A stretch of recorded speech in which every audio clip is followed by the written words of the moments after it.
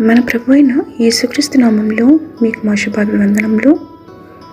ఈరోజు దేవుని వాగ్దానము, వారిక నెన్నటికి కృషింపక నీళ్లు పారు తోట వెళ్ళినందురు, వారి దుఃఖమునకు ప్రతిగా సంతోషమిచ్చి వారిని ఆదరించెదను.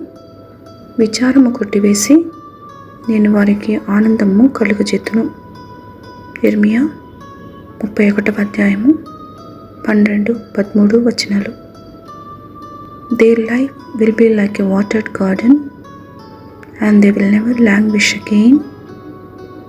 For I will turn their mourning into joy, and will comfort them and give them joy for their sorrow.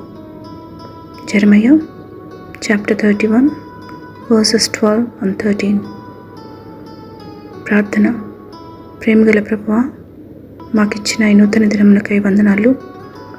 వాగ్దానంలో నెరవేర్చువాడవు, నిబంధనను స్థిరపరచువాడవు, మాట తప్పని మార్పు లేని దేవుడు అని మీకు మా కృతజ్ఞతలు.